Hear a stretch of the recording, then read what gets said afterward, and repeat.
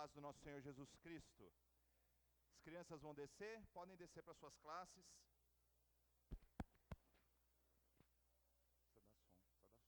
Precisa dar som para mim aqui, tá saindo quase nada.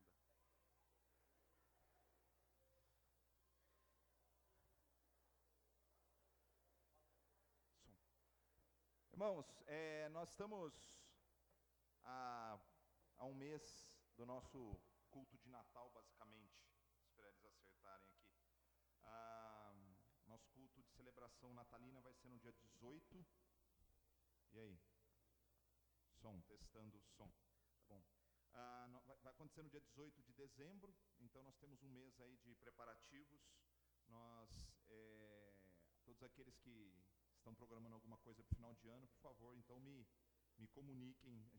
A liturgia está praticamente pronta do culto de Natal, só os ensaios vão estar em andamento, mas por que eu estou dizendo isso? Primeiro, para relembrá-los, e segundo, para mostrar como o ano passou rápido, né? Alguns, como eu sou um deles, a gente tem aquela perspectiva de que o ano passe, na verdade não simplesmente por passar, né? Mas que as histórias de 2016, que foram boas, fiquem na memória, e as que foram ruins, que fiquem para trás, né? Então a gente está chegando no final do ano, e geralmente as mensagens no mês de dezembro sempre tem a ver com mensagens de compromissos para o ano seguinte, e na verdade nós decidimos que no mês de novembro nós faremos isso, né? Quando ainda estamos ligados, quando ainda estamos refletindo, quando ainda estamos pensando um pouco mais claramente, né? Sem muitas expectativas, mas refletindo sobre algumas coisas que nós precisamos fazer na nossa vida, decisões que nós precisamos tomar. Então nós iniciamos há 2 semanas e terminamos na semana que vem o estudo Ponto de Decisão. A ideia então seria trabalharmos algumas provocações no conceito mais não pejorativo da palavra provocação, mas algo que realmente nos instigue a fazer, nos instigue a mudar, nos tire do lugar comum e nos ajude a tomar decisões. Então, o Sermão do Monte é um dos textos, como a Bíblia toda, mas o Sermão do Monte é um dos textos muito propícios para isso, né? Porque Jesus ele pega uma estrutura religiosa estabelecida e ele começa a confrontar essa estrutura religiosa. Então ele começa a lançar princípios, lançar fundamentos que de fato têm a ver com o Evangelho. E eu sei que algumas pessoas não gostam quando a gente bate nessa tecla, mas irmãos, é possível, e muito possível, e muito real, que culturas e mais culturas, gerações e mais gerações, vivam em nome de Deus, a partir de uma religiosidade que não tem nada a ver com Deus. É possível isso. Então é muito comum. A gente tem que parar de se converter às igrejas. A gente tem que se converter ao Evangelho. A gente tem que se converter a Cristo Jesus. E a partir da transformação que Ele faz dentro de nós então vivemos numa comunidade de pessoas salvas, remidas pelo sangue de Cristo Jesus. Para quê? Para que nós então possamos continuar a propagar essa mensagem. A grande questão é que muitas vezes nós perpetuamos ensinamentos e adotamos esses ensinamentos para nós como se aqueles ensinamentos fossem boca de Deus. E na verdade são basicamente cultura, tradição, princípios que nada têm a ver com o Evangelho, que parecem o Evangelho, mas que não são o Evangelho. Então, basicamente, essas provocações querem nos tirar desse lugar comum, desse jeito de fazer igreja, de ser cristão, que muitas vezes, eu não estou dizendo que tudo, lembre-se disso, eu não estou dizendo que tudo que fazemos está errado, e nem estou dizendo que tudo que a igreja fez durante a história está errado, só estou dizendo que existem marcos na nossa vida, que devem servir de reflexão, de provocação, para nos tirar dessa tendência de fazermos sempre do mesmo jeito. Por quê? Se você olhar para o Evangelho, você vai ver Jesus combatendo uma estrutura religiosa que falava em nome do seu Pai. Então, quando Jesus combate uma estrutura religiosa, ele está combatendo aquela estrutura que se dizia porta-voz de Deus. Quando a gente vê a reforma protestante, nós entramos no ano do aniversário de 500 anos da reforma protestante, que vai ser no final de outubro do ano que vem.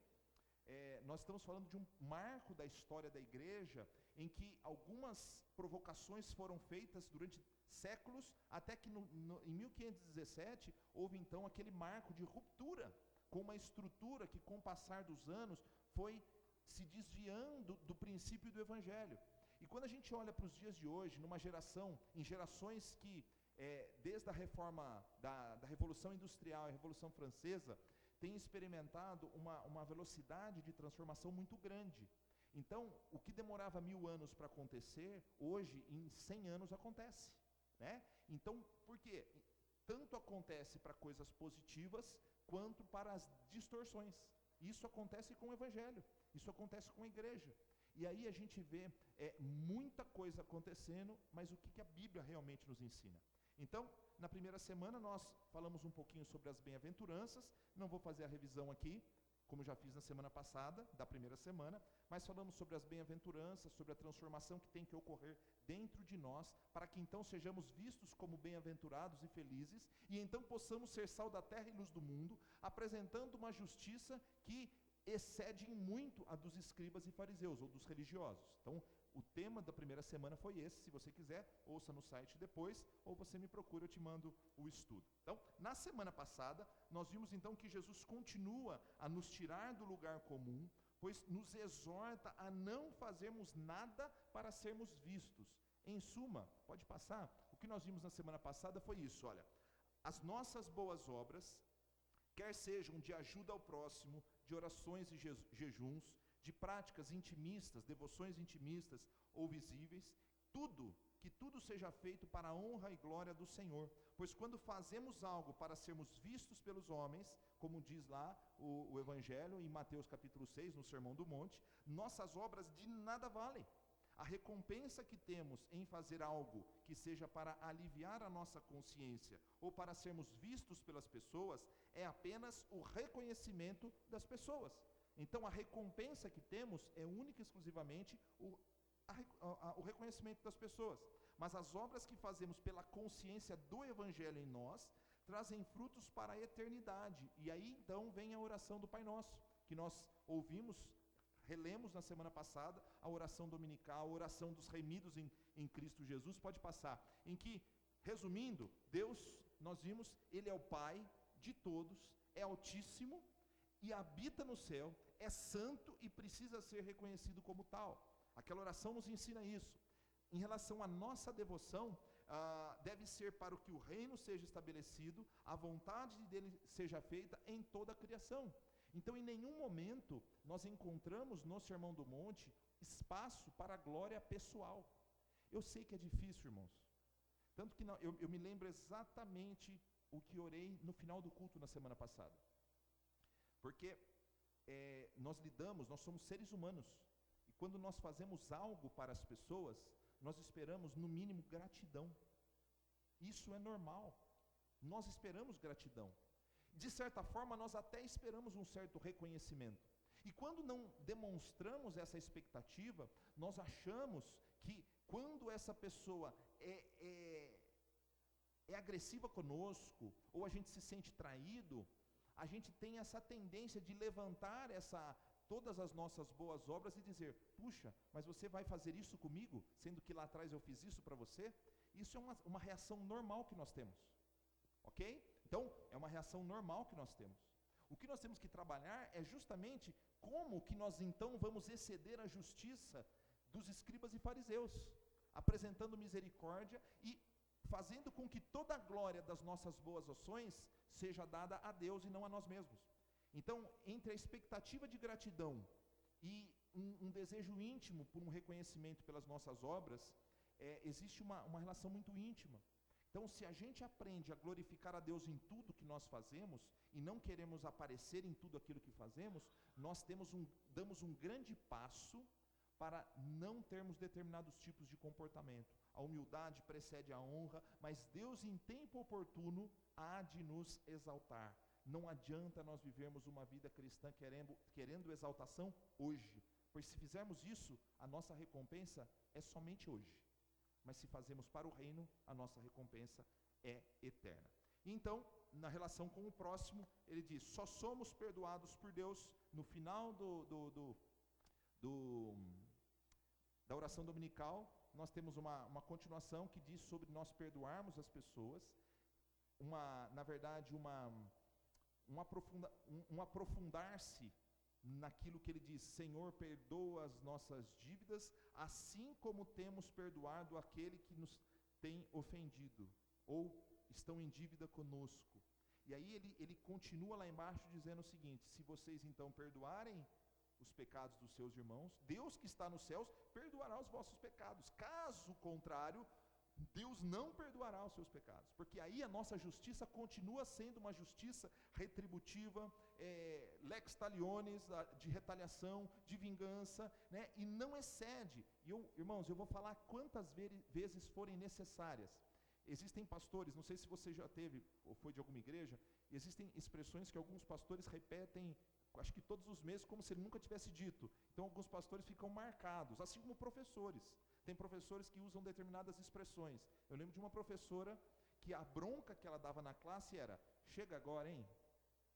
Chega agora, hein? E durante 4 anos estudando com ela, era chega agora, hein? Então, a gente foi num encontro agora lá da escola que eu estudei, no SESI, e o que veio na minha mente foi a expressão daquela professora, chega agora, hein? Então, eu queria que você guardasse uma coisa na sua mente, uma coisa.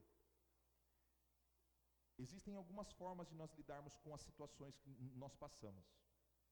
A lei da selva é a lei que diz, o animal ataca antes que ele seja atacado.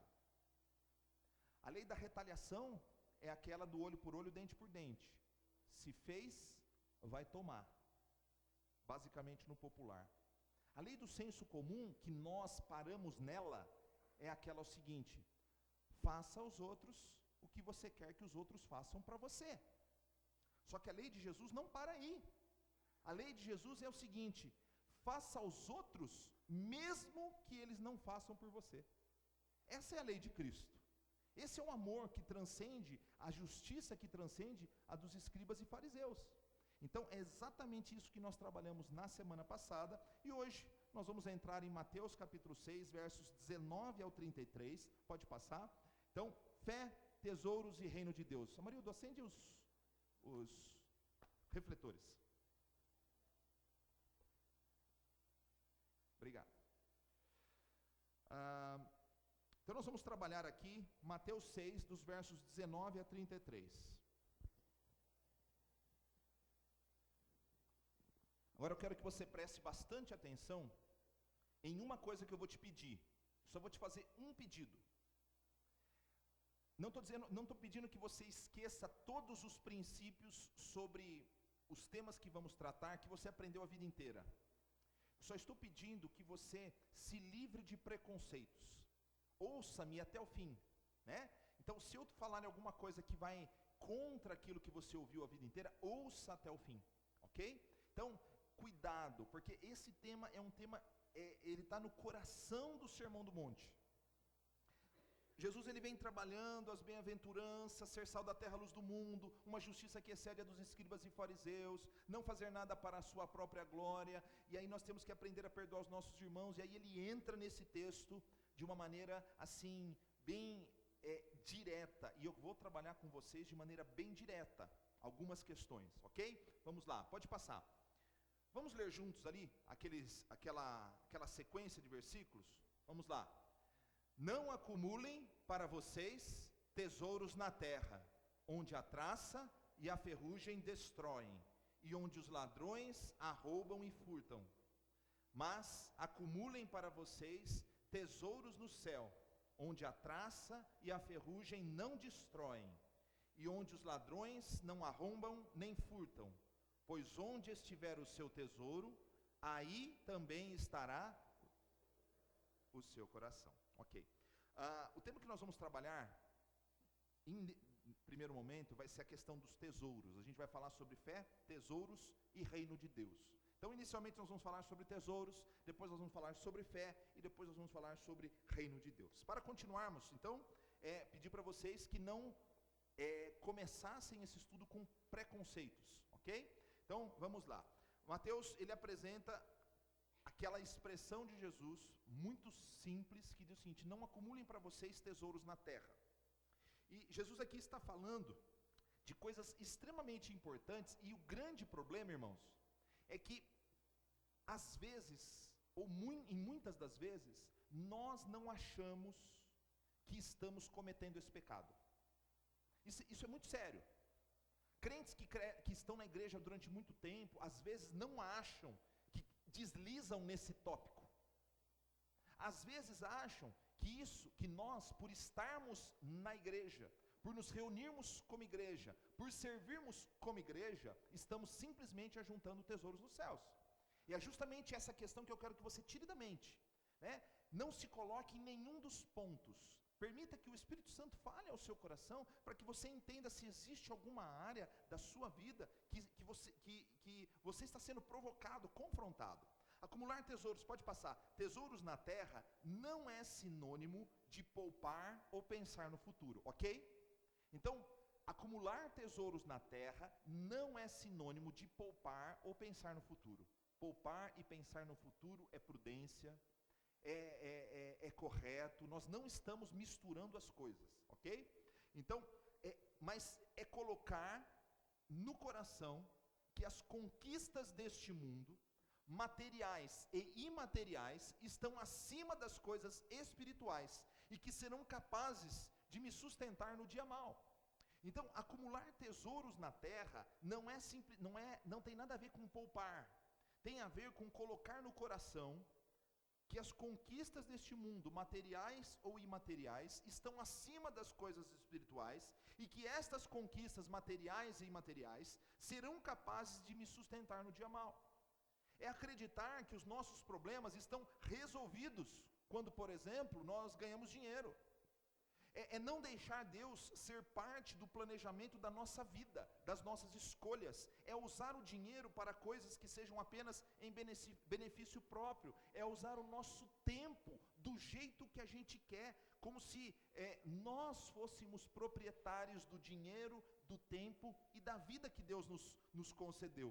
É desconsiderar o fato de que tudo é material, e tudo que é material pode ser destruído, consumido ou roubado, e que toda conquista deste mundo imaterial, ela pode ser simplesmente nuvem, poeira, e ela sim o é, porque não há conquista que se sustente. Eu dou sempre o exemplo do meu pai. Eu gosto sempre de olhar para o meu pai. Ele sempre foi o meu referencial de sucesso, até que não foi mais. Não por ele, mas porque ele atingiu 56 anos. E a empresa julgou por direito dizer que um homem de 56 anos tem que se aposentar. Ok. Ele tem hoje 67 anos. E ainda estava em condições de trabalhar. Por quê? Porque o sucesso é passageiro. O que a recompensa que ele recebeu, ele tinha que trabalhar, ele tinha que investir, ele tinha que fazer tudo. Mas tudo é passageiro. E se ele colocasse a expectativa da sua vida nos 30 anos que ele trabalhou numa empresa, ok, a recompensa que ele teve foi o quê? O reconhecimento de 30 anos de trabalho, o dinheiro que ele acumulou. O que mais? O que mais? Como posso fazer esse tipo de equívoco, cometer esse equívoco em relação ao dinheiro, por exemplo? Penso que o grande erro pode ocorrer quando nós olhamos para a caricatura do tio Patinhas. Porque nós achamos que só Patinhas acumula tesouros na terra. E na verdade, aquela imagem, aquele personagem, ele é reflexo de muitas decisões que nós tomamos sem colocar Deus à frente, sem colocar Deus como alicerce em todas as áreas. O dinheiro é uma delas, o tempo é uma delas, a vida como um todo, como Mateus disse aqui, nós cantamos, Senhor, tudo entregarei. Mas você não se sente em alguns momentos, não sempre, mas em alguns momentos você não é capaz de se sentir um pouquinho, será? Será que de fato eu entrego tudo? E para não nos encaixarmos nessa figura, nós achamos que somos simplesmente bons administradores,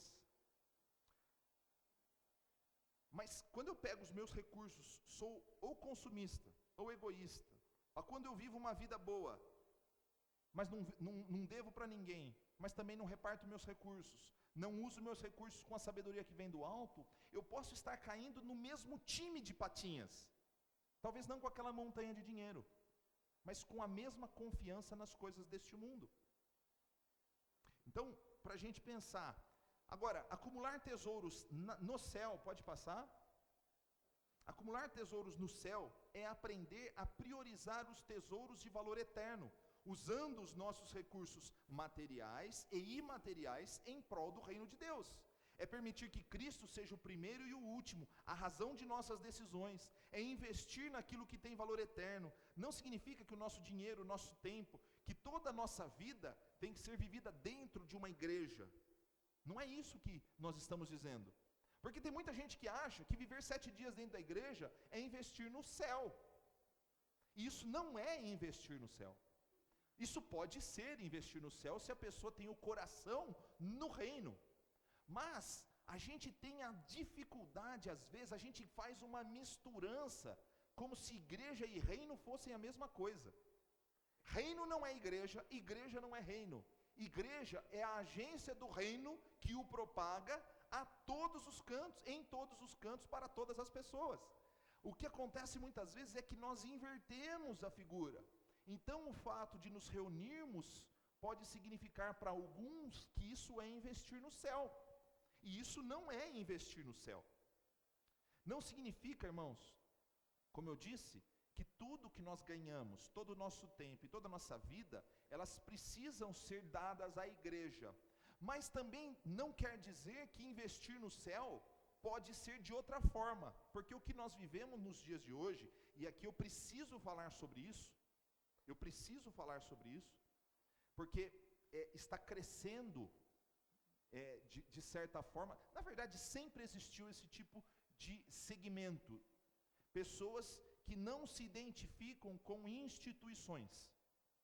Então, eu não me identifico com a instituição, porque a instituição perverteu o evangelho.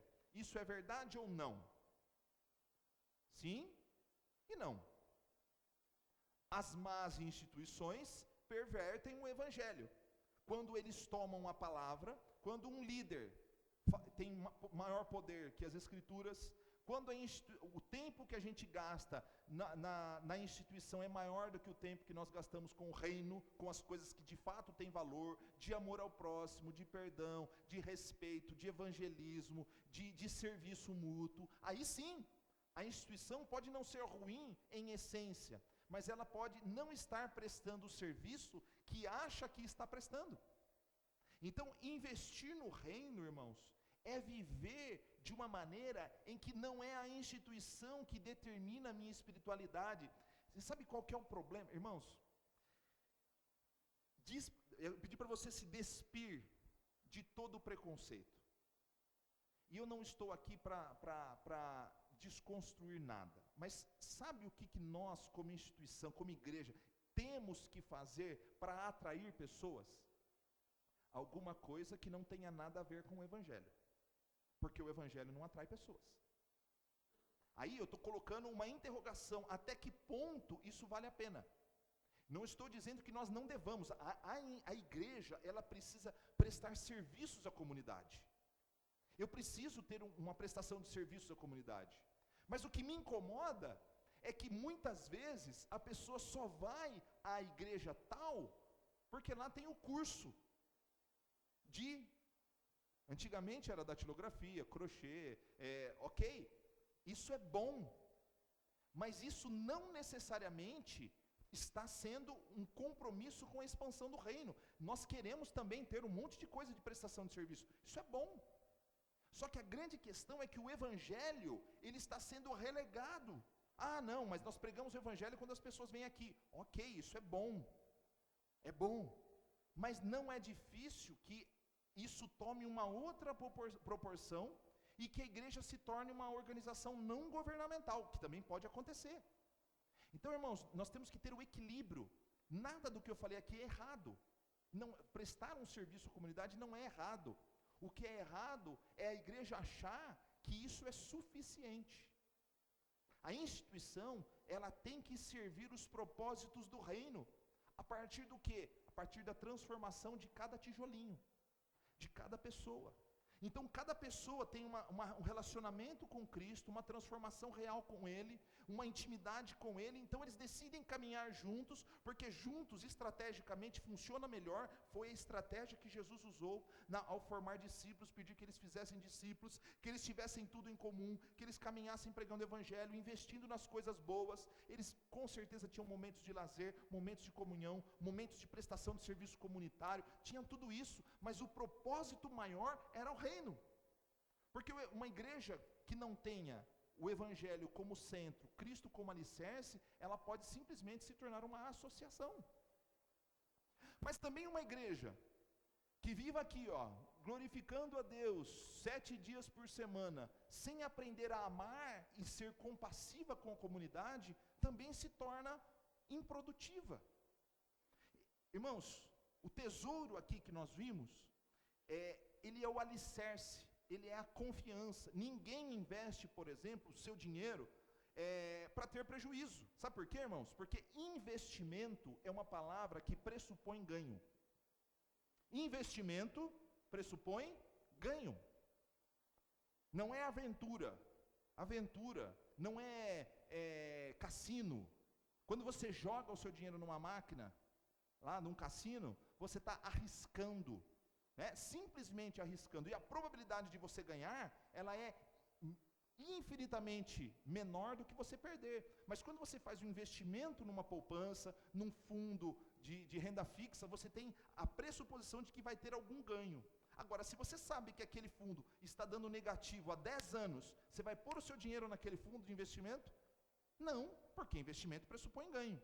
Então, quando eu invisto o meu dinheiro, o meu tempo, a minha vida, tudo que eu tenho, tudo que eu sou, em alguma coisa que dura 70 anos, que é a vida do ser humano, eu estou investindo em algo que tem um valor temporal.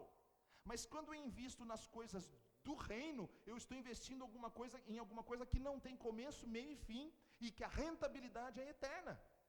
É isso que Jesus está dizendo. Eu tenho que investir a minha vida em coisas de valor eterno. Pode passar.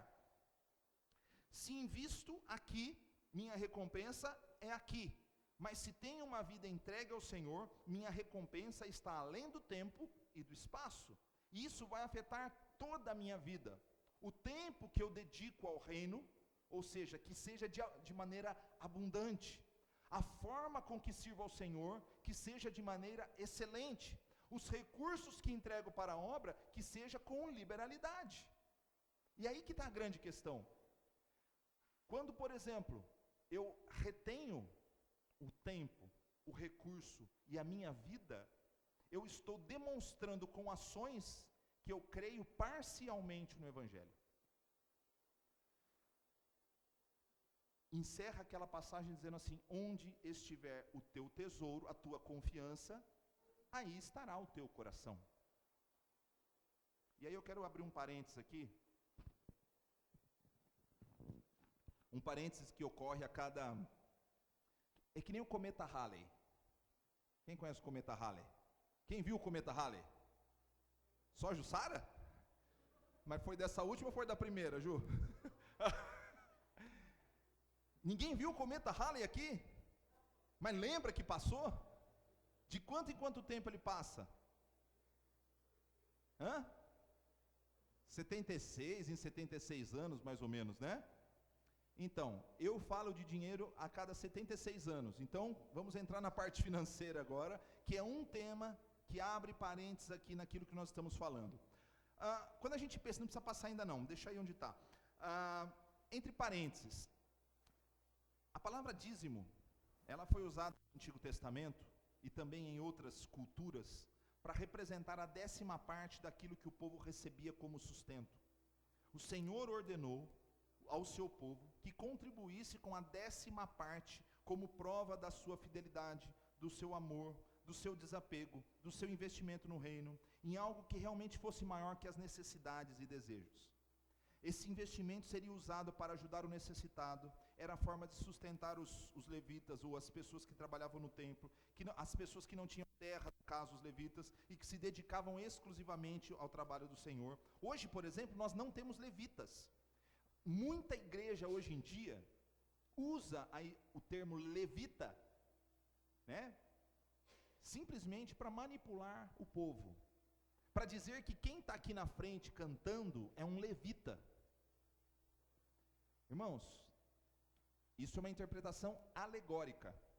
Quando a gente diz que é uma interpretação alegórica, a gente está dizendo que a alegoria não é uma verdade, mas é simplesmente uma comparação que na maioria das vezes não tem valor tipológico, ou seja, não tem exatamente. Por exemplo, a Bíblia fala que assim como Moisés levantou a serpente no deserto de bronze, assim o Filho do Homem seria levantado. Então todos que olhassem para a serpente seriam curados, lá no Antigo Testamento, na passagem de Números. Assim como quando aqueles que olham para Jesus são curados das suas enfermidades espirituais. Então existem interpretações que são casadas. Isso a gente chama de tipologia.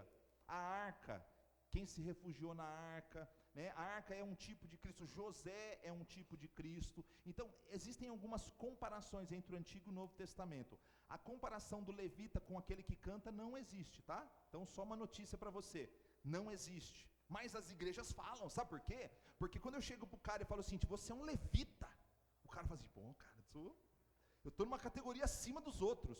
Não existe essa comparação na Bíblia. Assim como o sábado, o Shabá, era o dia de descanso para o judeu, o nosso domingo não é o nosso sábado, o sábado do judeu, tá? Nós escolhemos o domingo por algumas razões. A igreja historicamente, tradicionalmente, tem o domingo como dia separado para o Senhor, mas nós não santificamos o domingo, porque se santificarmos o domingo, incorremos no mesmo erro do adventista que santifica o sábado e do judeu que santifica o sábado. Mas nós escolhemos por consciência o primeiro dia da semana, o dia da ressurreição de Jesus, que isso então é por consciência e não por mandamento. O dízimo cai na mesma interpretação. Quando a gente olha para a palavra do dízimo, a gente tem aquela impressão, dois equívocos. Durante muitos anos, muitos segmentos e até os dias de hoje, as pessoas ficam dizendo que você tem que dar, porque se você não der, você vai ser amaldiçoado, porque o devorador vai vir e roubar, e a gente começa a ouvir um monte de coisa. Eu não estou dizendo, irmãos, que a não contribuição não traga consequências. Eu só estou dizendo que quando a gente quer pegar as pessoas de maneira errada, a gente usa argumentos errados.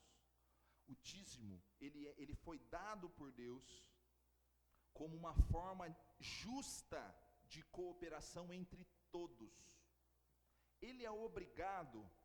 O pastor Caio Fábio tem um vídeo na internet que ele diz o seguinte: a pessoa mandou um vídeo para ele, uma pergunta para ele, dizendo o seguinte: pastor Caio Fábio, comecei a pregar na minha igreja que o dízimo não era obrigatório, ninguém mais contribuiu.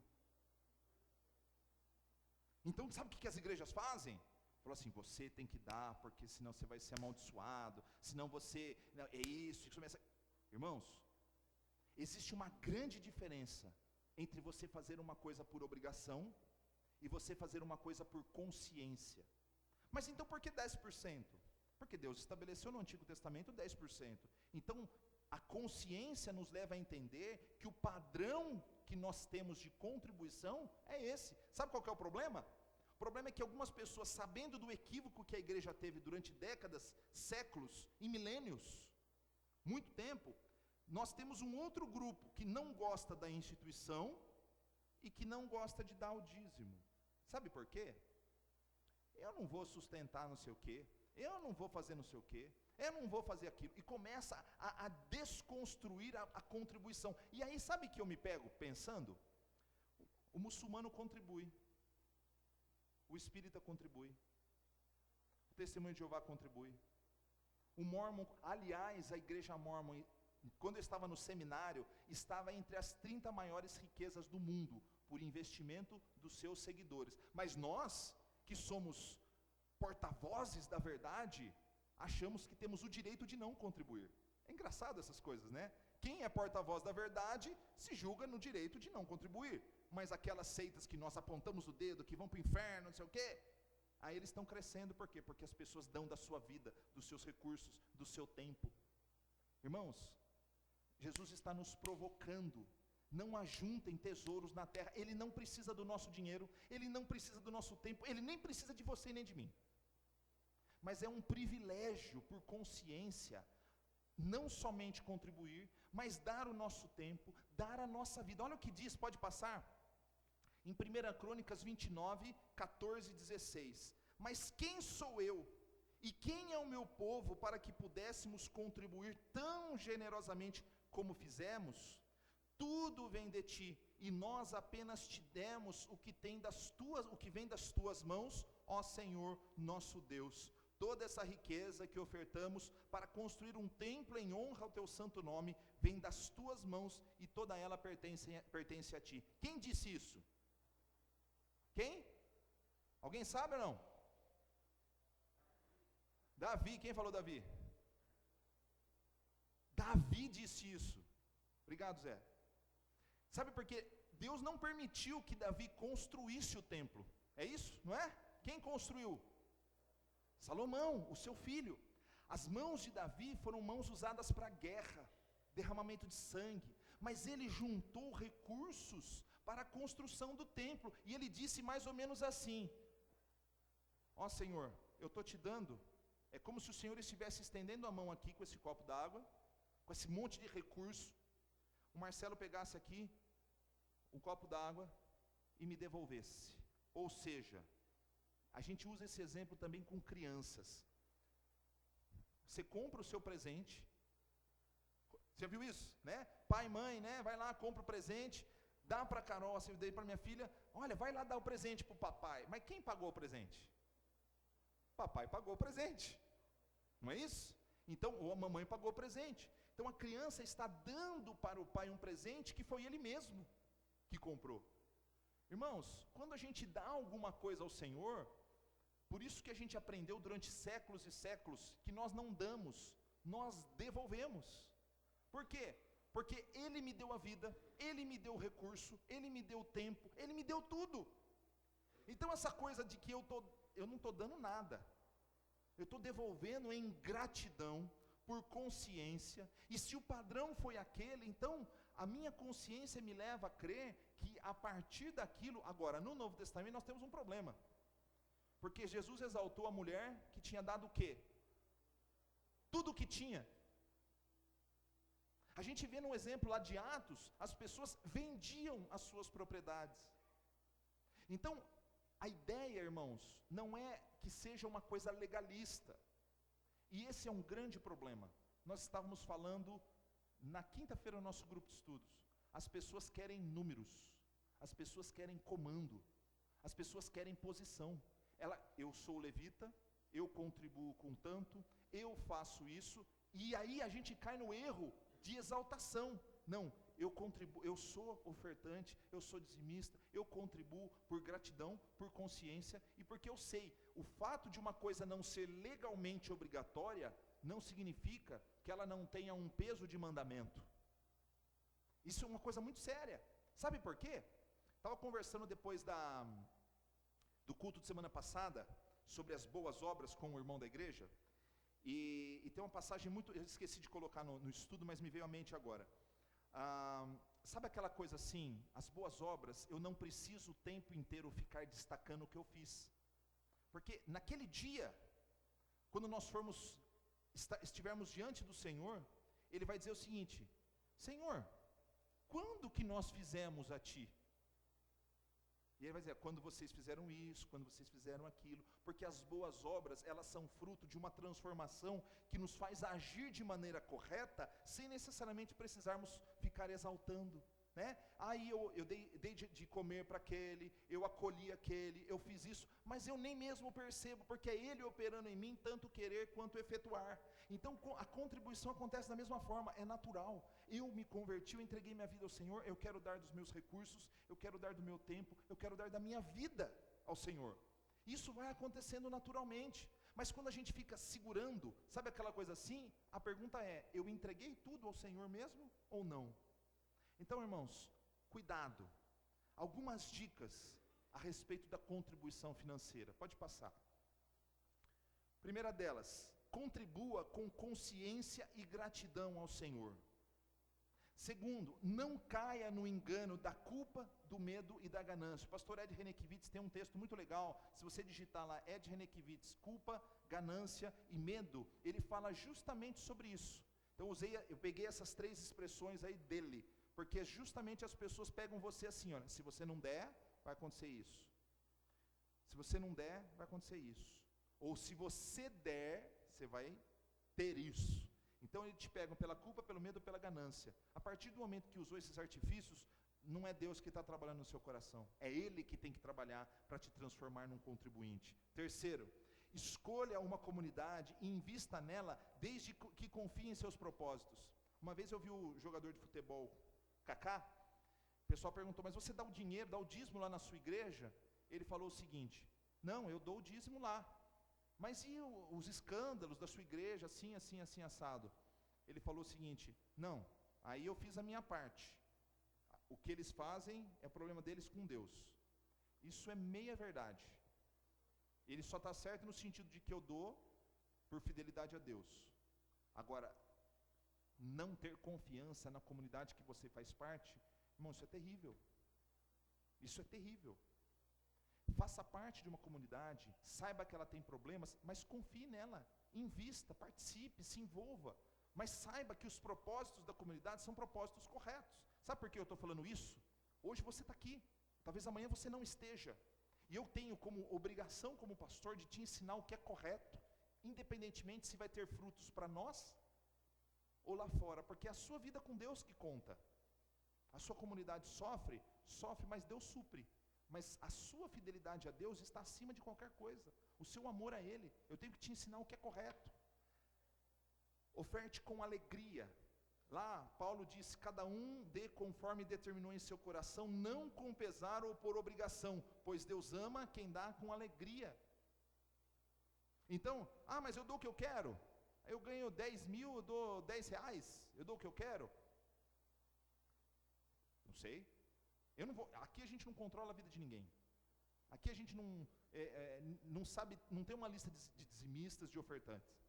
A única coisa que a gente ensina é que se Deus estabeleceu no Antigo Testamento um padrão, e no Novo Testamento Ele nos ensina que nós temos que dar tudo de nós, pense se é isso que Ele espera de você. Reflita se é isso que Ele espera de você. No meu princípio, é a partir daquilo que Deus ensinou. E o restante, que eu seja abundante naquilo que o Senhor me conceder. É isso que Ele ensina. Mas ele não é um mandamento. Assim como o sábado não é um mandamento, assim como nos reunirmos aos domingos não é um mandamento, irmãos, os mandamentos bíblicos são de consciência. Eu posso amar de palavras, mas Deus conhece quem ama de fato, de verdade. Eu posso parecer que dou, mas se eu não dou de coração, o Senhor também conhece. Permita que o Senhor transforme a sua vida e que te ajude, não somente na área financeira, mas na área de tempo e na vida como um todo. Porque quando a gente olha o dinheiro, a gente vai entrar num último ponto que não tem nada a ver com dízimo, mas tem a ver com a nossa relação com o dinheiro. Pode passar. Fé. Agora esses 2 pontos são super rápidos, porque aquele outro era um pouco maior. Olha o que diz lá em Mateus 6, 22 a 24. Os olhos são a candeia do corpo. Se os seus olhos forem bons, todo o seu corpo será cheio de luz. Mas se os seus olhos forem maus, todo o seu corpo será cheio de trevas. Portanto, se a luz que está dentro de você são trevas, que tremendas trevas são. Ninguém pode servir a 2 senhores, pois odiará um e amará o outro, ou se dedicará a um e desprezará o outro. Vocês não podem servir a Deus e ao dinheiro. Outro exemplo, então, que Jesus aqui nos dá é a ideia da candeia. Para a gente resumir, não tentar interpretar o que é uma candeia de fato no contexto atual, é uma vela, tá? Vamos resumir, é uma vela, né? É um tipo de vela específico, né? Ele diz que os nossos olhos são as velas do nosso corpo, ou seja, a forma com que os nossos olhos interpretam as coisas é que determinam os rumos que tomamos na nossa vida. Sabemos que também os olhos são uma representação do nosso coração e da nossa mente. Não são os olhos que interpretam, mas a nossa mente que interpreta as coisas que vemos, mas é pelos olhos que nós vemos. Então a ideia dos olhos serem a candeia, as velas do nosso corpo, significa que aquilo que nós vemos, aquilo que nós enxergamos e naquilo que nós colocamos a nossa expectativa, revelam o que de fato existe dentro de nós. A perversão, por exemplo, o desejo, é algo que está em nós. É bom quando direcionado para coisas boas, mas quando a nossa natureza humana toma a frente da nossa vida, né, nós desejamos coisas que não queremos. Então, quando nós enxergamos, os nossos olhos é como se incendiasse o nosso corpo. No desejo é assim, no consumismo é assim. Irmãos, olha, eu estou para dizer que tanto o pecado da imoralidade quanto do consumismo estão pau a pau brigando pelo campeonato. Estou dizendo para vocês que nos dias de hoje, o consumismo, ele está talvez até mais exacerbado do que problemas da área moral. Porque nós olhamos e nós estamos extremamente dependentes daquilo que vemos, nós somos insaciáveis. Da mesma forma, então, isso interfere o uso que nós fazemos do dinheiro. Nós somos capazes de usar o nosso dinheiro para todos os tratamentos estéticos, todo tipo de lazer, todo passeio, todas as comidas, todas as viagens, tudo que a gente quer. E a gente chega e fala assim: nossa, pastor, está difícil a vida, viu? Estou errado ou estou certo? Eu estou me incluindo nisso, estou falando nós. Irmãos, então o uso do dinheiro não é necessariamente uma prova de se eu sou fiel ou não sou fiel a Deus. Ele revela as nossas prioridades. Então, quando o Senhor nos incentiva a contribuir, Ele está nos ensinando também a depender dEle. A contribuição é uma forma de aprendermos a depender dEle. É uma forma de nós demonstrarmos o nosso amor, a nossa fidelidade e aprendermos a depender dEle. Irmãos, você quer uma coisa que tira, talvez não tire você. Tem gente aqui que está acostumado a abrir a conta bancária e só ver a cor do Papai Noel, né? Só vermelho, vermelho, vermelho, vermelho. Se eu estou olhando lá e o negócio está vermelho, eu começo a passar mal. Eu passo mal, fico assim, ó. Aquela minha expressão normal. E aí vem a pergunta: o que você tem? Não tenho nada. O que você tem? Não tenho nada. É assim, assim, assim. Pô, mas por que você não falou? Por quê? Porque a gente fica angustiado. Dinheiro é uma coisa que nos tira do sério. E aí o que a gente faz? A gente começa a falar assim: o que eu vou fazer da minha vida? Então todas as áreas da nossa vida, elas são afetadas pelo consumismo, pelo dinheiro, pelo mau uso dele. Irmãos, eu estou chegando à conclusão, e nós precisamos chegar à conclusão, de que o nosso nível de vida tem que cair drasticamente. Nosso nível de vida tem que cair drasticamente. Não, eu não posso mais ter o carro que eu quero, eu não posso mais ter a casa que eu quero, eu não posso mais ir nos mesmos restaurantes que eu ia, eu tenho que aprender a separar um dia do mês para gastar um dinheiro legal num restaurante, mas eu não posso ir sempre nele. Não dá para fazer toda semana mais. Só que nós caímos num outro problema sociológico. Então vamos nos reunir com os amigos. Onde? Nesses apartamentos desse tamanho? Não é isso? Você não sente assim? Nossas casas estão apertadas, o consumismo está... Então a gente vai sair para comer fora. Irmãos, mais do que nunca, nós precisamos encontrar alternativas, porque a nossa fidelidade a Deus, ela precisa ser mantida. A pressão que nós sofremos, os cristãos sofrem, por exemplo, na Palestina, é uma perseguição pelo fato de ser cristão. A perseguição que nós sofremos, ela está muito relacionada ao consumismo, muito relacionada à imoralidade, mas nós precisamos ficar atentos, vigilantes, porque o diabo, nosso adversário, anda em derredor como um leão que ruge, buscando a quem possa tragar. Ele vai atacar nas brechas, nós temos que fechar as brechas, no dinheiro, na imoralidade, Da falta de tempo? Você quer uma forma de economizar? Você precisa em todos os eventos que você é convidado? E eu tenho um problema, eu sou pastor, né? Então da igreja eu vou, na maioria deles. Mas chega um determinado momento que nós temos que começar a dizer não.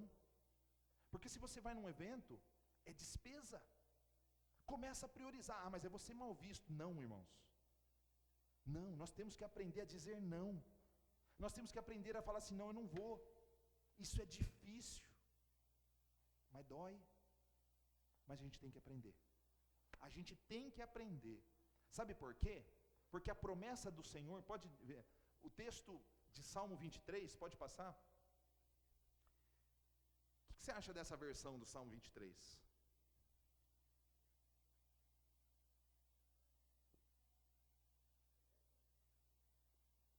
Vocês acham verdadeira essa versão? Irmãos, a única coisa que nós precisamos é Jesus. E quando o Salmo 23 diz, o Senhor é meu pastor, nada me faltará, às vezes a gente atribui esse nada me faltará a tudo que eu tenho ao meu redor, e na verdade não é essa a versão.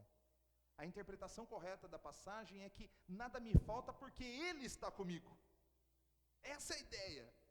Então se eu tenho Ele, eu tenho tudo. Ah, mas vai faltar água em casa? Vai. Vai faltar dinheiro para ir no Outback? Vai, com certeza vai. Vai faltar dinheiro para trocar de carro? Vai. Irmãos, mas Ele não vai nos faltar.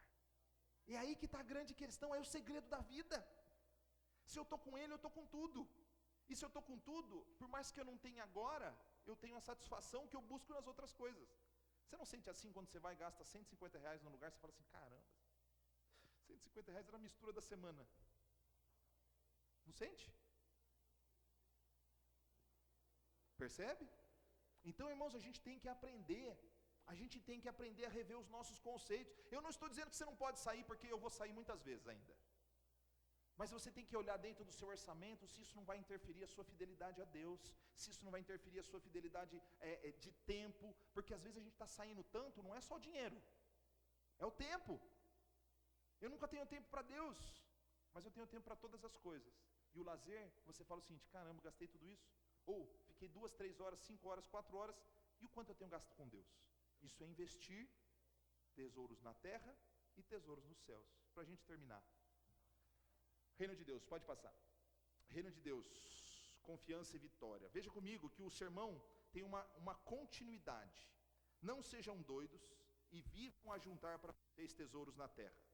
Ele diz assim, usem o seu dinheiro, o seu tempo, a sua vida, como se investissem no banco do céu. Invistam a sua vida em algo que tenha valor eterno. Os nossos olhos, como reflexo da nossa natureza, serão bons ou ruins. Ou seja, procurarão o prazer e a alegria momentâneos ou enxergarão as coisas maiores e eternas. E assim darão comandos para a sua vida. Então, quando ele diz que os olhos bons e os olhos maus, é o seguinte, se os meus olhos são maus, porque não há uma transformação verdadeira, eu vou dar comandos para a minha vida que vão ser distorções do tesouro no céu que nós deveríamos investir. Mas se os meus olhos são bons pela transformação que Ele faz em nós damos comandos de correção. Comandos de correção, puxa, aqui eu estou errando, aqui eu estou acertando, aqui está melhor, aqui está pior. Então a gente começa a trabalhar e Deus vai operando essa transformação em nós. Agora, se o problema é a preocupação com a vida, eu quero dizer para vocês o seguinte, Mateus 6, 25 e 27. Portanto, eu lhes digo, não se preocupem com as suas próprias vidas, quanto que comer ou beber, nem com seus próprios corpos, quanto que vestir. Não é a vida mais importante do que a comida e o corpo mais importante do que a roupa? Observem as aves do céu, não semeiam, nem colhem, nem armazenam em celeiros, contudo o Pai Celestial os alimenta. Não tem vocês muito mais valor do que elas? Quem de vocês, por mais que se preocupe, pode acrescentar uma hora que seja sua vida? Irmãos, os nossos desejos e as nossas preocupações, a nossa ansiedade e irresponsabilidade acabam nos impedindo. Vou trocar aqui, tá? A nossa ansiedade muitas vezes acaba nos impedindo de viver na perspectiva do reino de Deus. Entregar a vida ao Senhor sem fazê-lo por inteiro é o mesmo que não entregar. Um abraço, por exemplo, revela muito do que somos e do momento que nós estamos vivendo. Você já deu um abraço numa pessoa que você sentiu que foi um abraço, ok, mas um abraço final de culto e tal. Mas você já deu um abraço numa pessoa? Esses dias, acho que foi dia... Eu não vou falar da dia, senão a Viane vai falar que eu sou meio psicopata, né? Mas a Viane me deu um abraço em casa, que aquele abraço, eu falei assim, nossa, que abraço especial. Você já sentiu isso? É bom. Não estou falando só no outro sentido, tá? Estou falando no sentido fraternal. Sabe aquele abraço gostoso que você dá em amigos, aquele abraço sincero, verdadeiro? Vocês não estão vendo, né? Mas a cara do meu irmão ficou reveladora aqui. Mas sabe aquele abraço sincero? Você fala assim, essa pessoa gosta de mim? Isso é maravilhoso. Mas aquele abraço que a gente dá muitas vezes no nosso Deus é um abraço, sabe assim, Senhor, eu te amo, mas é quase expulsando. Sabe por quê? Porque aquele abraço que o Senhor quer dar em nós, Ele quer que a gente se entregue por inteiro. E se entregar por inteiro é aprender a depender dEle, mesmo quando as circunstâncias nos mostram que o negócio está feio.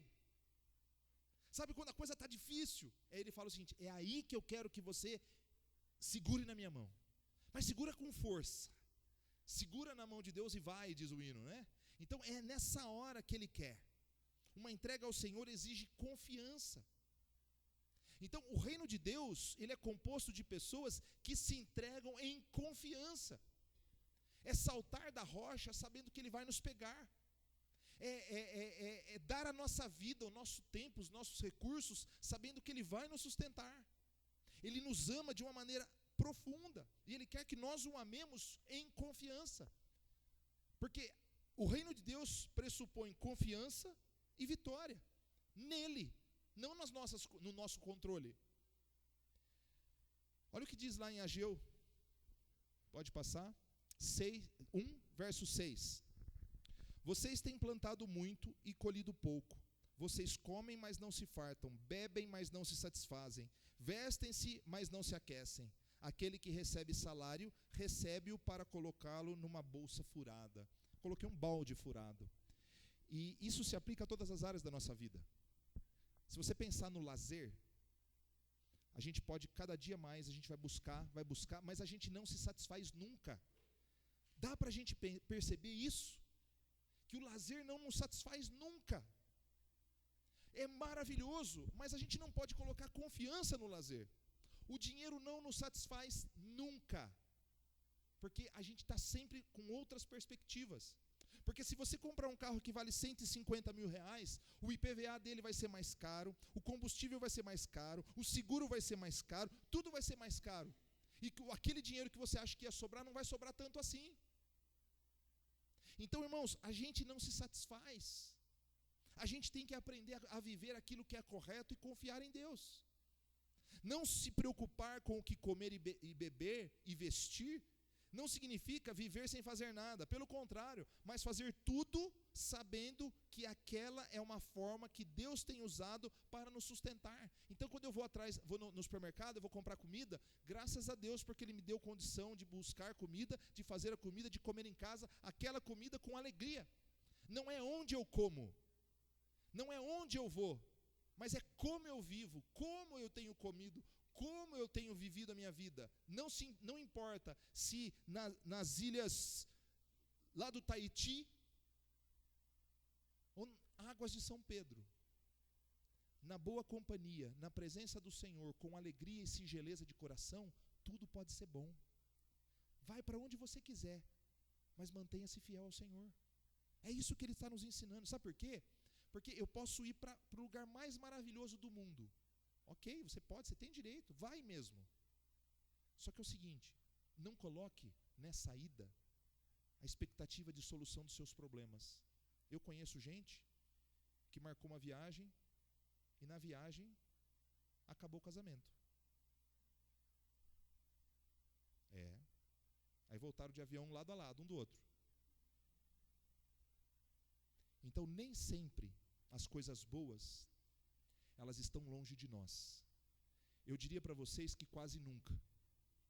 As coisas boas estão em nós, porque é Ele em nós que nos faz contentes, satisfeitos. Quando o povo, e para finalizar, quando o povo estava no deserto, o Senhor enviou o maná, o pão vindo do céu, que caía como geada todos os dias. A orientação era para que eles pela manhã pegassem o suficiente para o dia. Mas algumas pessoas descumpriram a orientação, pegaram mais do que um balde para todo mundo, pegaram mais. E o que aconteceu com o maná no dia seguinte? Podre, fedido. A ideia, irmãos, é que o relacionamento com Deus envolve confiança tal, uma oração de intimidade tal, que nós aprendemos a confiar no pão nosso de cada dia. Confiar no pão nosso de cada dia, nas misericórdias que se renovam a cada manhã, porque Ele está conosco e Ele não nos falta, quando tudo está difícil. Último slide. Refletindo então e aplicando. Quando nós entregamos a nossa vida, nós somos impulsionados a ajuntar tesouros nos céus, mas podemos, num processo de transformação, errar e pensar que podemos controlar todas as coisas. O fato é que precisamos permitir que a nossa consciência seja transformada, que os nossos olhos sejam olhos bons, para que as nossas ações sejam de entrega ao Senhor. Não podemos servir a dois senhores. Se escolhemos o dinheiro, não podemos servir o Senhor. E quando eu falo dinheiro, irmãos, esquece a ideia de patinhas. Todos nós podemos usar tempo, recursos e a nossa vida de maneira errada. Mas se escolhemos o Senhor, precisamos entender que toda a relação com Deus envolve confiança. Sem confiança, sem entrega verdadeira, não há relação plena com Deus. Então, invista a sua vida, o seu tempo e a proporção dos seus recursos no reino de Deus. Não se esqueça que tudo vem do Senhor. Confie nele em tempos de fartura e necessidade. Entregue-se 100% ao Senhor. Vamos ficar em pé e nós vamos ler juntos o verso que encerra o capítulo 6. Os dois versos, Mateus 6, 33 a 34. Mas leia com coração, ok? Vamos lá. Busquem, pois, em primeiro lugar o reino de Deus e a sua justiça, e todas essas coisas lhes serão acrescentadas. Portanto, não se preocupem com o amanhã, pois o amanhã se preocupará consigo mesmo. Basta a cada dia o seu próprio mal. Irmãos, ele encerra tudo isso, dizer o seguinte: primeiro o reino, e o reino, Deus em nós, transforma a nossa realidade. Pai, nós te louvamos e te agradecemos.